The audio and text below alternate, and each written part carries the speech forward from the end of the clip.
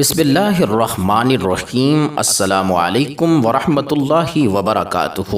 ایک اعتراض جو بعض لوگ حضرت عمر رضی اللہ تعالیٰ عنہ کے متعلق نقل کرتے ہیں کہ سقیفہ کے واقعے کے بعد حضرت علی رضی اللہ تعالیٰ عنہ نے حضرت ابو بکر رضی اللہ تعالیٰ عنہ کو بیعت دینے سے انکار کیا تھا، تو حضرت ابو بکر رضی اللہ تعالیٰ عنہ نے حضرت عمر رضی اللہ تعالیٰ عنہ اور چند دوسرے صحابہ رضی اللہ عنہم کو حکم دیا کہ حضرت فاطمہ الزہرا رضی اللہ تعالیٰ عنہ کے گھر جاؤ اور حضرت علی رضی اللہ تعالیٰ عنہ کو پکڑ کر لے آؤ۔ صحابہ رضی اللہ عنہم نے عمر رضی اللہ تعالیٰ عنہ کی قیادت میں نعوذ باللہ گھر کا دروازہ توڑا اور علی رضی اللہ تعالیٰ عنہ کو گھسیٹتے ہوئے حضرت ابو بکر رضی اللہ تعالیٰ عنہ کی طرف لے گئے اور زبردستی حضرت ابو بکر رضی اللہ تعالیٰ عنہ کی بیعت کروائی اور حضرت علی رضی اللہ تعالیٰ عنہ کے گرد گھیرا ڈال کے کھڑے ہو گئے اور ان کے در کا دروازہ جلایا اور ان کی مرضی کے خلاف ان کو گھر سے نکالا اور حضرت علی رضی اللہ تعالی عنہ کے گھر کی خواتین کی سردار حضرت فاطمہ الزہرا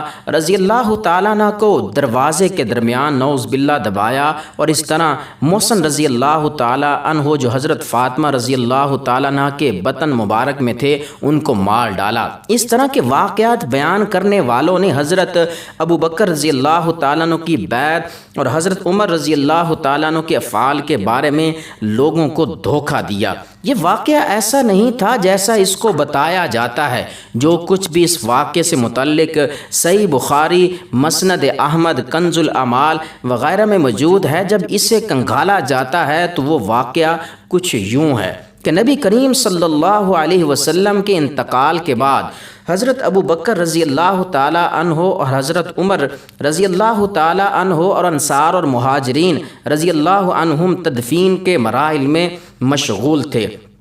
دوسری طرف کچھ انصار صحابہ رضوان اللہ علیہم اجمعین سعد بن عبادہ رضی اللہ تعالیٰ عنہ کے ساتھ سقیفہ بن سعدہ میں اکٹھے ہوئے۔ ان کا ارادہ سعد بن عبادہ رضی اللہ تعالیٰ عنہ کو خلیفہ بنانے کا تھا، کیونکہ یہ اکابر صحابہ اور مہاجرین صحابہ کی باہمی مشاورت کے خلاف تھا، اس لیے نہایت یہ نامناسب تھا۔ اس کو دیکھ کر ایک صحابی فوراً نبی کریم صلی اللہ علیہ وسلم کے گھر کی طرف روانہ ہوئے اور حضرت عمر رضی اللہ تعالیٰ عنہ کو بلایا جو تدفین کی تیاریوں میں لگے ہوئے تھے۔ پہلے تو حضرت عمر رضی اللہ تعالیٰ عنہ نے ان حماق کی وجہ سے آنے سے انکار کر دیا، لیکن جب صحابی نے اس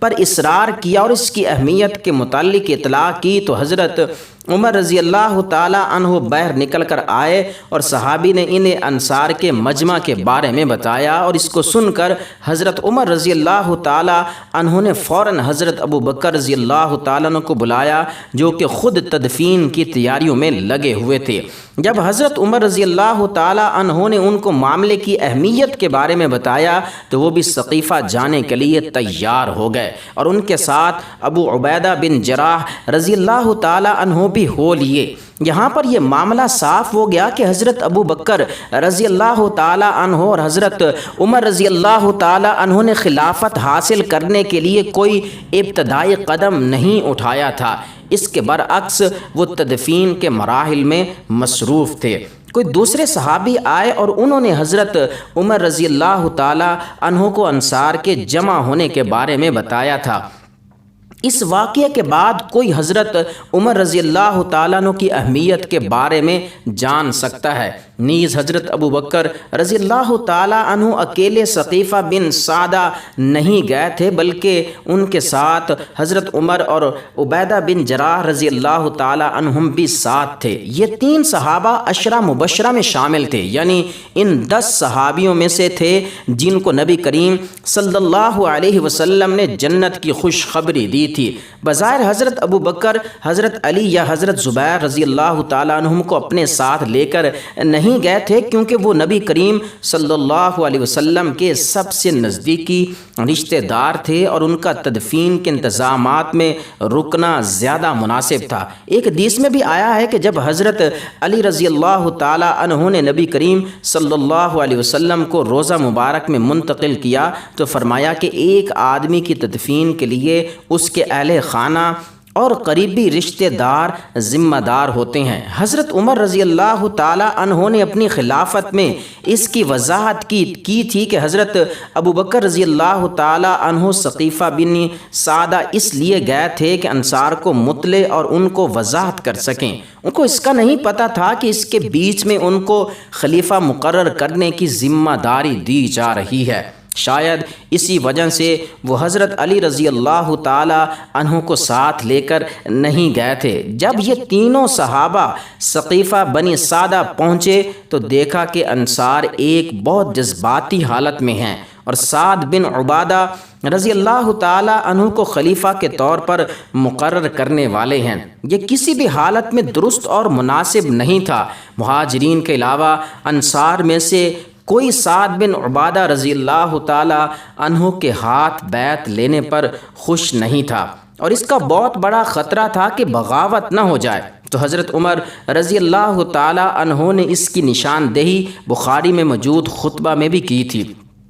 اس لیے حضرت ابو بکر رضی اللہ تعالی عنہ آگے آئے اور انہوں نے بڑی ذہانت کے ساتھ اس کی وضاحت کی کہ خلیفہ قریش میں سے ہونا چاہیے، کیونکہ تمام عرب ان کی عزت کیا کرتے تھے۔ اس کے بعد حضرت ابو بکر رضی اللہ تعالی عنہ نے حضرت عمر اور ابو عبیدہ بن جراح رضوان اللہ علیہم اجمعین کے ہاتھ کھڑے کر کے گزارش کی تھی کہ ان میں سے کسی ایک کے ہاتھ پر بیعت کر لو۔ تو انصار اس پر راضی نہیں ہوئے، لیکن انہوں نے یہ مطالبہ کیا کہ ایک امیر انصار میں سے ہونا چاہیے اور ایک مہاجرین میں سے ہونا چاہیے۔ لیکن یہ ممکن کیسے ہو سکتا تھا کہ ایک ملک میں ایک ہی وقت میں دو حکمران ہوں؟ اس موقع پر حضرت عمر رضی اللہ تعالی عنہ نے فرمایا کہ ایک میان میں دو تلواریں نہیں رہ سکتیں۔ جب حضرت عمر رضی اللہ تعالی عنہ نے دیکھا کہ مسائل حل نہیں ہو رہے اور اعتراضات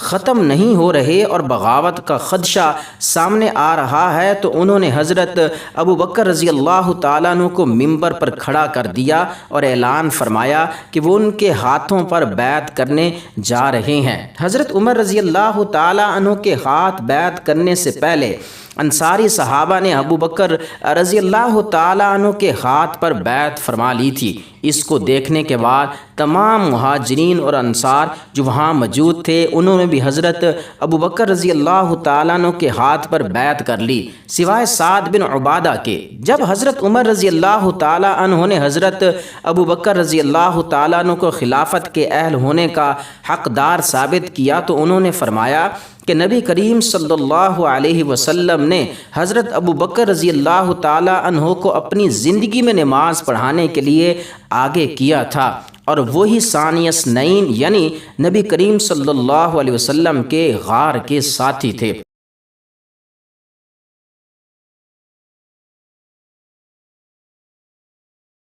تو عمر ان کی موجودگی میں خلیفہ کیسے بن سکتا ہے؟ حضرت ابو عبیدہ بن جراح نے بھی یہی بات کی۔ زید بن ثابت جو ایک انصاری صحابی تھے، انہوں نے بھی کچھ اسی طرح فرمایا تھا اور مہاجرین کی فضیلت اور اہمیت انصار پر واضح کی تھی۔ اس طرح وہ انصار جو سعد بن عبادہ رضی اللہ تعالیٰ عنہ کو خلیفہ بنانا چاہتے تھے، انہوں نے اپنی خوشی سے حضرت ابو بکر رضی اللہ تعالیٰ عنہ کے ہاتھ پر بیعت کر لی۔ یہ مجمع ایک اتفاقی واقعہ تھا۔ انصار اس مجمع کے ہونے کے ذمہ دار تھے۔ حضرت ابو بکر اور حضرت عمر رضی اللہ تعالیٰ عنہم نے ان کو جمع نہیں کیا تھا کہ خلافت حاصل کی جائے، اس کے برعکس ان کو ثقیفہ بنی سعدہ جانے کے لیے مجبور کیا گیا تھا تاکہ وہ ایک بغاوت کو اٹھنے سے روکیں۔ اگر یہ طریقہ نہیں اختیار کیا جاتا تھا اور یہ تین صحابہ ثقیفہ بنی سعدہ سے چلے جاتے تو انصار کا ایک گروہ اپنے آپ میں سے کسی ایک کو خلیفہ مقرر کر لیتا، کیونکہ وہ ایک جذباتی حالت میں تھے اور خلیفہ مقرر کرنے میں دیر نہیں چاہتے تھے۔ اگر اس وقت ایک انصار صحابی اکابر صحابہ کی غیر موجودگی میں خلیفہ مقرر ہو جاتے تو اس کا ایک قوی امکان تھا کہ عرب ان کی خلافت کو رد کر دیتے اور نا اتفاقی اور کشت اور خون کا سلسلہ نبی کریم صلی اللہ علیہ وسلم کے وصال کے فوری بعد ہی شروع ہو جاتا۔ یہی بات وہ صحابی کہہ رہے تھے کہ جب انصار صحابی کو وہ مشورہ دے رہے تھے کہ تم لوگوں نے پہلے اسلام کو سہارا دیا اور اس کی مدد کی، اور اب تم لوگ وہ پہلے افراد نہ بنو جو اسلام کو ختم کرو، یعنی لڑائی جھگڑا آپس میں کر کے۔ اب اس بات پر کوئی غور کر سکتا ہے کہ یہاں حضرت ابو بکر رضی اللہ تعالی عنہ اور حضرت عمر رضی اللہ تعالی عنہ نے کیا کیا؟ نہ انہوں نے خلافت کا مطالبہ کیا اور نہ ہی خلافت کے حصول کی کوشش کی۔ حضرت ابو بکر رضی اللہ تعالی عنہ نے حضرت عمر رضی اللہ تعالی عنہ اور حضرت ابو عبادہ بن جراح کو خلافت کے لیے پیش کیا تھا۔ حضرت عمر نے آپ کو خلافت کے لیے آگے کیا اور تمام مہاجرین اور انصار نے حضرت عمر کی اس دعوت کو قبول کیا۔ سیدنا علی المرتضیٰ رضی اللہ تعالی عنہ اور دوسرے مہاجرین اس بیعت کا حصہ نہیں بنے تھے، کیونکہ وہ نبی کریم صلی اللہ علیہ وسلم کی تدفین کے مراحل میں مصروف تھے اور بظاہر ان کو نہیں پتہ تھا کہ گھر کے باہر کیا ہو رہا ہے۔ اب کوئی یہ نہیں کہہ سکتا کہ حضرت علی رضی اللہ تعالی عنہ اور دوسرے مہاجرین نے اس لیے بیعت نہیں کی کہ وہ اس سے متفق نہیں تھے، اس لیے ان صحابہ کو جو وہاں موجود نہیں تھے ملامت کا شکار نہیں کیا گیا تھا۔ ایک عام مجلس دوسرے دن مسجد نبوی میں منعقد ہوئی، جس میں بقایا سب افراد کے لیے بیعت ہوئی تاکہ کسی کو خلافت ابو بکر رضی اللہ تعالی عنہ کے خلاف کہنے کا موقع نہ مل سکے۔ یہ بھی کسی کا الزام لگانا غلط ہے کہ حضرت ابو بکر رضی اللہ تعالی عنہ اور حضرت عمر رضی اللہ تعالی عنہ نے حضرت علی المرتضیٰ رضی اللہ تعالی عنہ اور دوسرے صحابہ کو سقیفہ بنی سعدہ میں مدعو نہیں کیا تھا۔ ان کو یہ پتہ ہی نہیں تھا کہ یہ کیا ہو رہا ہے، نہ ہی وہ اس ارادے سے گئے تھے کہ خلافت اپنے لیے غصب کر لیں۔ کچھ روایات سے ثابت ہے کہ سقیفہ بنی سعدہ کے واقعے کے بعد حضرت ابو بکر صدیق رضی اللہ تعالی عنہ اور حضرت عمر رضی اللہ تعالی عنہ نبی کریم صلی اللہ علیہ وسلم کے گھر تشریف لے گئے اور تدفین کے بقایا مراحل میں بھی حصہ لیا۔ اگلے دن حضرت ابو بکر صدیق رضی اللہ تعالی عنہ مسجد نبوی کے ممبر پر کھڑے ہو گئے اور حضرت عمر صحابہ کے سامنے کھڑے رہے۔ پھر حضرت ابو بکر صدیق رضی اللہ تعالی عنہ نے کچھ الفاظ ادا کیے اور نبی کریم صلی اللہ علیہ وسلم کے وصال کے بعد جو انہوں نے کہا تھا اس پر معذرت کی۔ پھر مزید کہا کہ نبی کریم صلی اللہ علیہ وسلم کا وصال ہو گیا ہے اور تمہارے پاس قرآن مجید ہے۔ حضرت عمر رضی اللہ تعالی عنہ نے حضرت ابو بکر صدیق رضی اللہ تعالیٰ عنہ کی طرف اشارہ کیا اور ان کے فضائل کا اعتراف کیا، اور پھر فرمایا کہ یہ نبی کریم صلی اللہ علیہ وسلم کے یار غار تھے اور خلافت کے کسی اور کی بنسبت سب سے زیادہ مستحق ہیں، اور سب لوگوں کو ان کے ہاتھ بیعت کرنی چاہیے۔ تمام صحابہ جو اس وقت مسجد نبوی میں موجود تھے انہوں نے حضرت ابو بکر صدیق رضی اللہ تعالی عنہ کے ہاتھ پر بیعت کی، اور اس کو عام بیعت کہا جاتا ہے۔ اس بیعت کے موقع پر دو نہایت اہم اور مشہور صحابی حضرت علی اور حضرت زبیر رضی اللہ تعالی عنہما موجود نہ تھے۔ یہ ایک الجھاؤ سا تھا اور حضرت ابو بکر صدیق رضی اللہ تعالی عنہ نے ان کے متعلق دریافت فرمایا تو کچھ صحابہ کھڑے ہوئے اور حضرت علی اور حضرت زبیر رضی اللہ تعالی عنہما کو مسجد نبوی میں بلا لائے۔ جب یہ صحابہ مسجد میں تشریف لائے تو حضرت ابو بکر رضی اللہ تعالی عنہ نے حضرت علی المرتضیٰ رضی اللہ تعالی عنہ سے پوچھا کہ آپ نے بیعت کیوں نہیں لی، حالانکہ آپ نبی کریم صلی اللہ علیہ وسلم کے رشتہ دار اور داماد ہیں؟ کیا آپ مسلمانوں کے درمیان نا اتفاقی چاہتے ہیں؟ تو اس پر حضرت علی رضی اللہ تعالی عنہ نے یہ سننے کے بعد اس پر معذرت کی اور حضرت ابو بکر صدیق رضی اللہ تعالیٰ عنہ کے ہاتھ پر بیعت فرما لی۔ حضرت ابو بکر نے حضرت زبیر سے بھی یہی سوال کیا کہ نبی کریم صلی اللہ علیہ وسلم کے حواری اور رشتہ دار ہونے کے بعد بھی آپ مسلمانوں کے درمیان نا اتفاقی پیدا کرنا چاہتے ہیں؟ تو انہوں نے بھی اس پر اپنی معذرت پیش کی اور حضرت ابو بکر صدیق رضی اللہ تعالیٰ عنہ کے ہاتھ پر بیعت فرما لی۔ اب یہاں تک کچھ روایتوں میں ہے کہ حضرت علی رضی اللہ تعالیٰ عنہ اور حضرت زبیر رضی اللہ تعالیٰ عنہ حضرت فاطمہ الزہرا رضی اللہ تعالیٰ عنہ کے گھر اکٹھے ہوئے اور حضرت عمر رضی اللہ تعالیٰ عنہ ادھر گئے تو ان کو نعوذ باللہ دھمکایا۔ میں اس بات کی وضاحت کچھ یوں کروں گا کہ بظاہر نبی کریم صلی اللہ علیہ وسلم کی تدفین کے بعد اور مسجد نبوی میں عام بیعت کے بعد حضرت علی اور حضرت زبیر رضی اللہ تعالیٰ عنہما اور کچھ دوسرے مہاجرین حضرت فاطمہ الزہرا رضی اللہ تعالی عنہا کے گھر میں اکٹھے ہوئے اور یہ ارادہ کیا، اور چونکہ اس وقت تک عام بیعت منعقد نہیں ہوئی تھی اس لیے کہ ہم حضرت علی رضی اللہ تعالی عنہ کو خلیفہ بنا دیتے ہیں،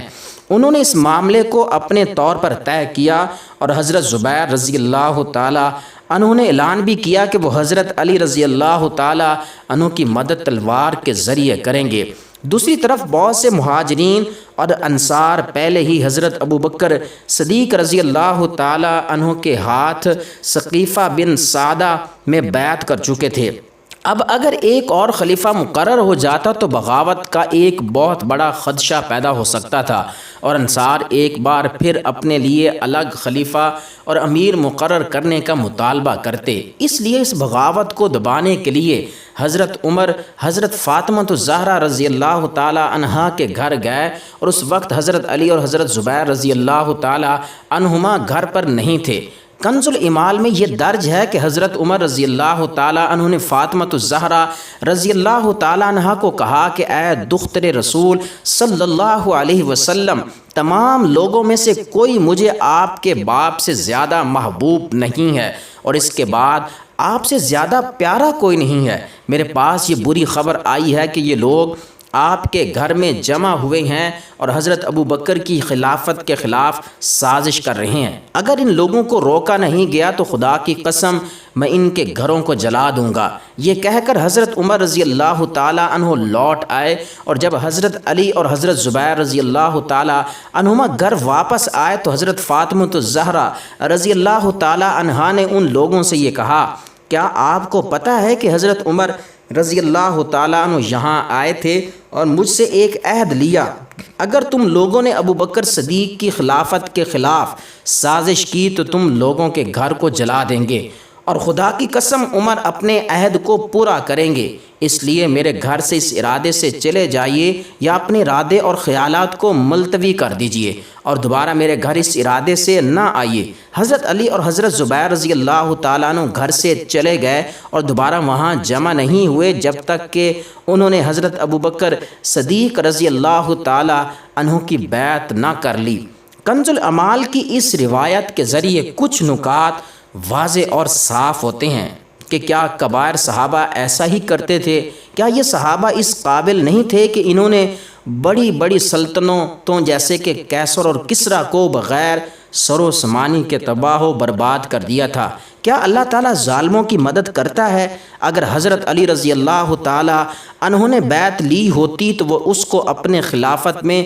ضرور بتاتے جب ان کو حکومتی سطح سے کسی کی تنبیہ یا دھمکی کا خطرہ بھی نہ تھا۔ اگر حضرت ابو بکر یا حضرت عمر رضی اللہ تعالی عنہ نے ان پر ظلم کیا ہوتا تو اس کو وہ ضرور بتاتے، لیکن انہوں نے ایسا کبھی نہیں کہا۔ ہم نے کافی تفصیل کے ساتھ سیدنا ابو بکر صدیق رضی اللہ تعالی عنہ کی خلافت کے بارے میں بیان کیا ہے، کوئی بھی اس کو مصدقہ مان سکتا ہے کیونکہ یہ اسلام اور صحابہ کی نیچر کے مطابق ہے۔ وہ روایات جو صحابہ اور اسلام کی غلط تعبیریں کرتی ہیں ان کو قبول نہیں کرنا چاہیے، کیونکہ جو لوگ اپنے آپ کو مسلم ظاہر کرتے ہوئے اسلام کی مخالفت کرتے ہیں انہوں نے ان جھوٹی روایات کو گھڑا ہے اور اس طرح ان کو پھیلایا ہے کہ مسلمانوں میں نعوذ باللہ نا اتفاقی پھیل جائے اور وہ گروہ در گروہ تقسیم ہو کر